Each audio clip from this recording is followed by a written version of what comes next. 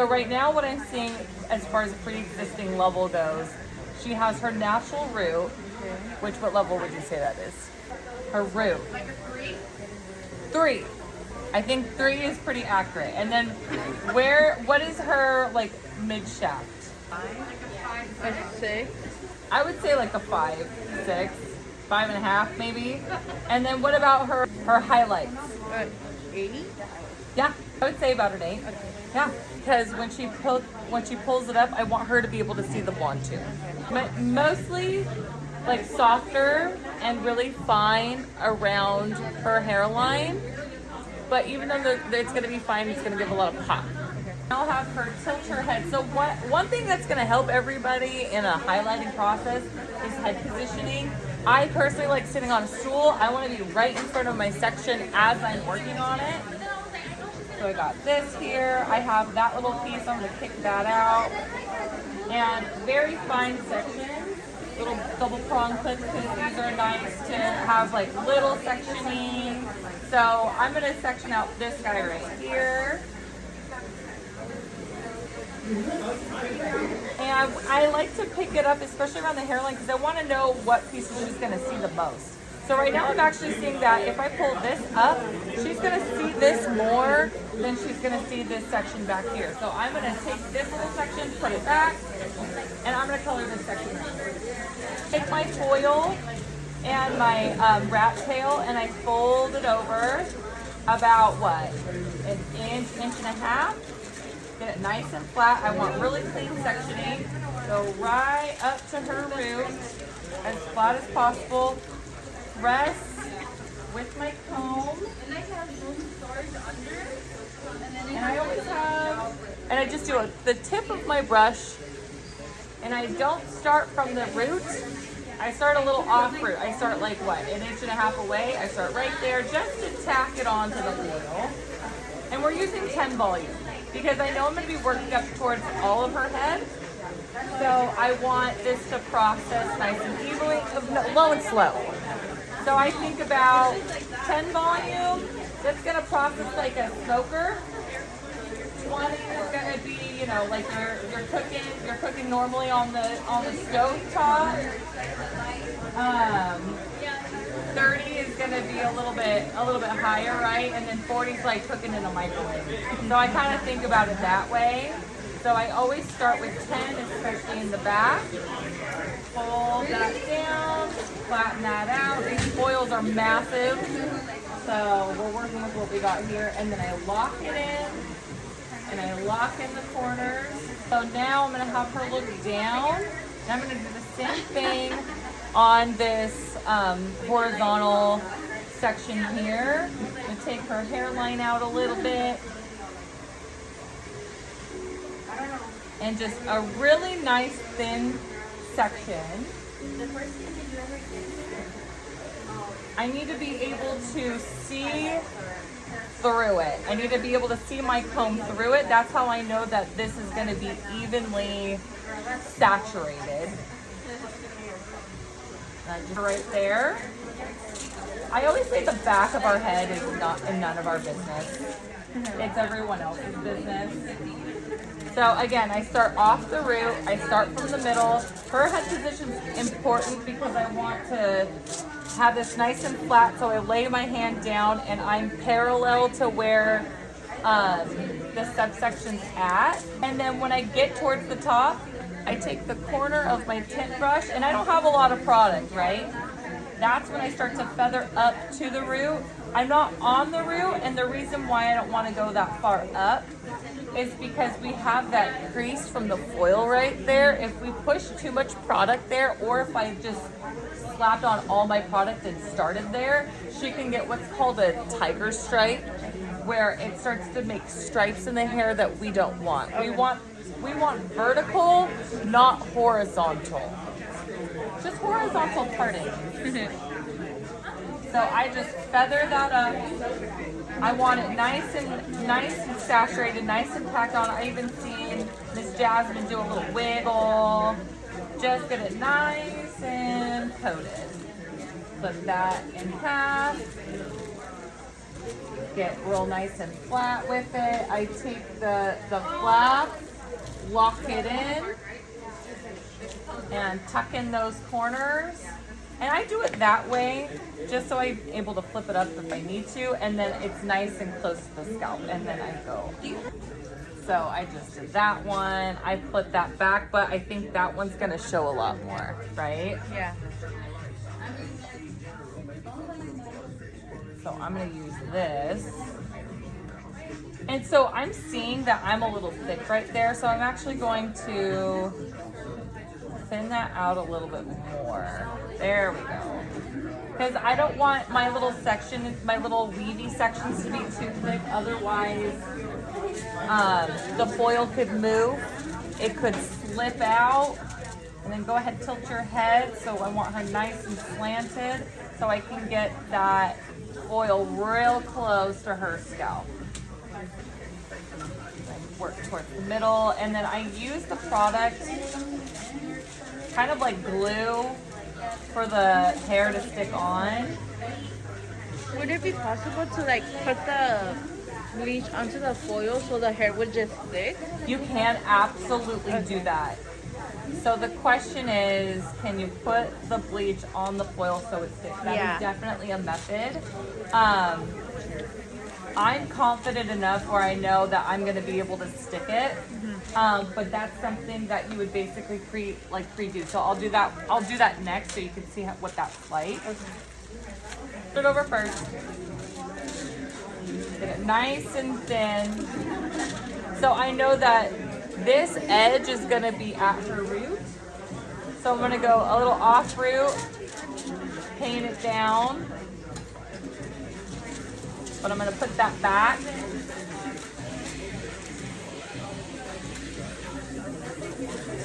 And now I know it's going to be, that's like just to help you with insurance, that it's going to be sandwiched in between that lightener, that bleach. And so her hair is getting a little long. I'm going to pick up that tail. See how it's not coated in the back? Yeah. So, and then I just paint up and paint down. I just want to make sure that this is completely saturated. Does that answer your question? Yeah. Okay, good. Well, that's what I was going to say. It's always good to refresh your bleach because I don't know how long it's been, but now we're puffy.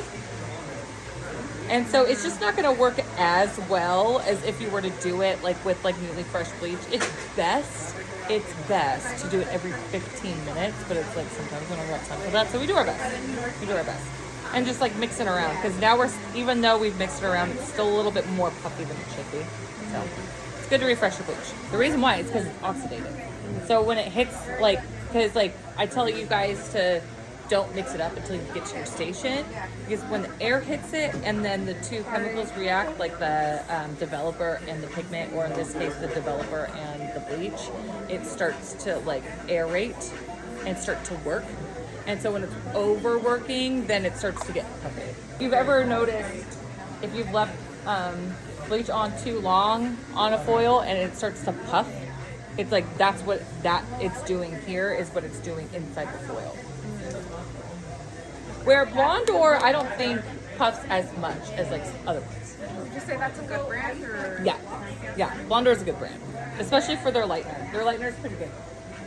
And now we're gonna work on the front. I always work on the sides first. That's just me. You don't have to do that. Some people like working on the top first, but I feel like it's easier for me to go from the sides to the top. So I do the sides. I do the crest area, and then I do the money piece, and then I do the top. And that's how I usually do it. And then I just refresh my bleach. So I added 20. So now we have 15. We have 15 volume. Okay, so the hairline is very important, especially right here, because this is where she sees it the most. It's also the most fine. So that's another reason why people don't like to start on the sides, because it's the finer area, but because I'm using such a low volume bleach, I know it's gonna be okay. But that's me. So I just picked out her new growth right here, and that's gonna be my first section.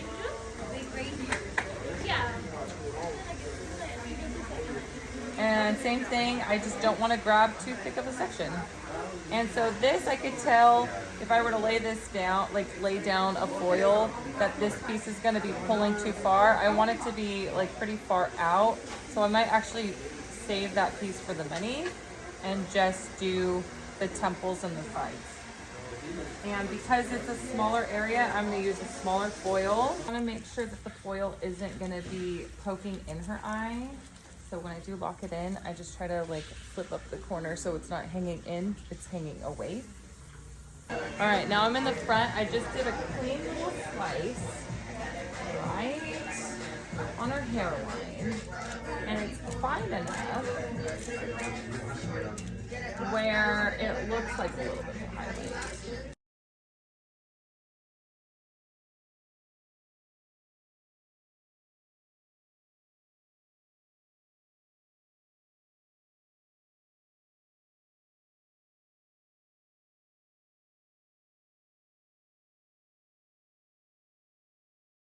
So one way to take it out, okay, you put your finger in the center of it and just yank out the foils. Yeah. Now I'm gonna make a ball of foil and throw it away. So now I can have her lean back. Does water feel okay? Yes. Okay, good. You wanna rinse it out as much as possible.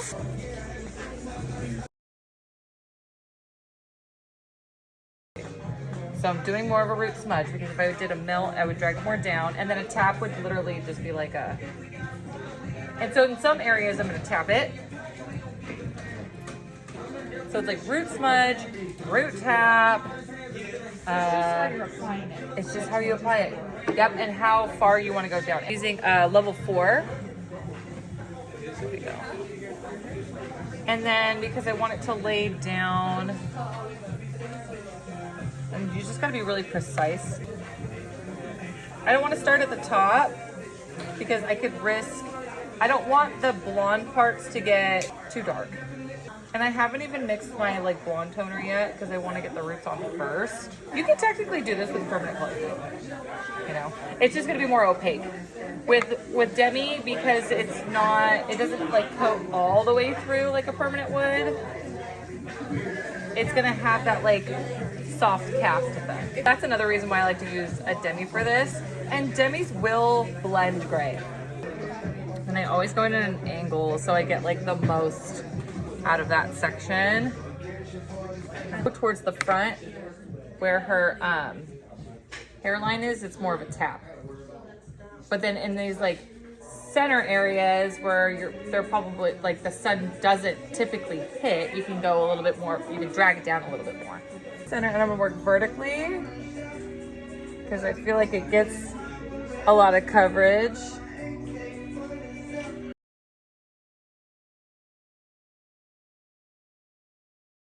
And then having a root shadow or root smudge, like when her hair, it not only does it like buff out the line a little bit to make it less harsh when it grows out, but like when her new growth comes in, it's also gonna create a softness, so she can probably go longer in between appointments, so it's not so obvious. Not such a line of demarcation. And then I'm only doing like the tip of the brush. Dryer helps us speed up the process. So I only left her in there for 20 minutes and then I let her cool down for 5, and that was perfect. If this was like a client in the salon, I would let her sit, and then if it was like, I keep checking her after 25 minutes, and then if it's like, okay, it's been too long and this one foil just needs to hurry up, I'll put her under the dryer. And it's the hot and then the cool is what helps speed it up. So you need a little bit of both. Her roots are on now. So when I have my applicator bottle and I'm ready to shake it up, I squeeze it, let out some of the air, put my finger on the tip, so when I do shake it, color doesn't fly anywhere. Real good shake. All right, so I have that going for me. Have you look down? It's just like kid's head or something like that, isn't it?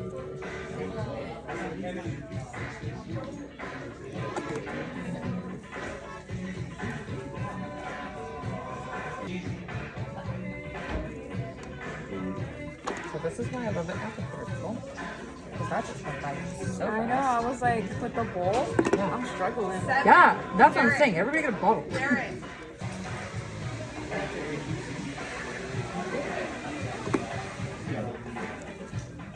Boom. Now we're on.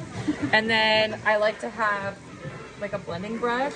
And then see how it's like this nice gradient? Yeah. Now I want it to like melt into each other. You can go ahead and lean your head back. I did light tapping on her money pieces because I don't want to get any of the dark brown color on it. So it's really best to take like a thin section and smudge it, and then I'll like work my fingers with the root smudge so it to blend it better. And then I use the tip of my bottle as a sectioner.